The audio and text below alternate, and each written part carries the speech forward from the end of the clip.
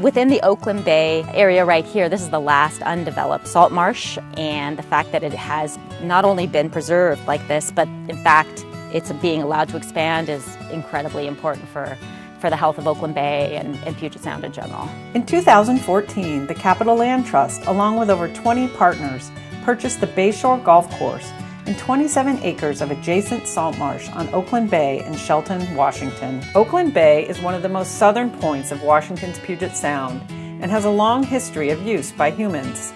The Squaxin Island tribal people have lived in the South Puget Sound region for thousands of years. Our people have lived in the watersheds and along the marine waters and have always called that our home. Conservation groups have recognized the importance of the Bayshore site for years. This majestic shoreline property is home to spawning salmon and dozens of other native species. Some feared it would be paved over for development, but with this purchase, the land will be protected forever. It's rare that you can get a site that has a salmon stream, has saltwater marsh, has upland forest, and has also oak woodlands all in the same 75-acre piece of property. Well, the first phase of this project after the acquisition is to get these buildings removed. After this, then we need to do the design work. We need to get surveyors and engineers in here. When we were developing the design for this particular site, one of the goals was to increase the available area for salt marsh. And so we wanted to find a model for that, and one of the best models was a tidal channel that was already existing in the salt marsh. And we took a look at this particular channel and the topography and how it was formed and how it was shaped and how it functioned, and that became the model for the basins that we made. In the summer of 2015, side channels were added to Johns Creek.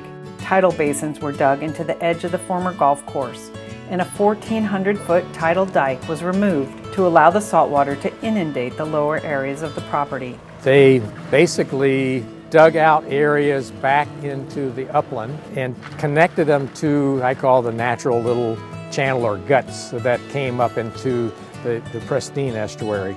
Although nature will recover itself quickly, we can speed up the process. I'm sitting just on the bay side of where the dike used to be. We've just completed all the excavation work, and right now there's a tide that's about a 13.5-foot high tide, and we're seeing all of these tidal channels that we've excavated full of water. The importance of removing the dike and building these tidal channels is really about fish habitat. Juvenile salmon like to have places where they can hide. I think one of the most exciting times I've had at Bayshore on aspects of the monitoring was when I decided we wanted to go out and really see if the salmon smolt were using the new tidal basins. So the next time I went back up there, we timed it so that there would be a couple feet of water in the basins, but the tide would also be a dropping tide, so the water would be flowing out of the basin, which means if there were fish or salmon smolt in the basins, they would have to leave, because they have to leave when that water leaves.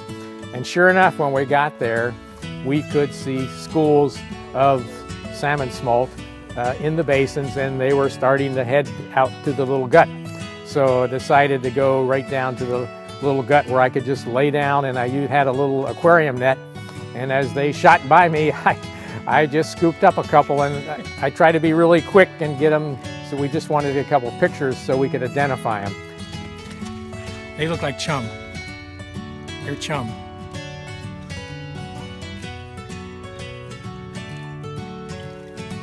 Habitat restoration continues at the Bayshore Preserve. The Land Trust has hosted volunteer planting parties and hired work crews to plant over 24,000 trees, bushes, and grasses on the property. When I think about how much we've accomplished in the last 3 years out of Bayshore, it's amazing. When we first purchased that property, it was a functioning golf course.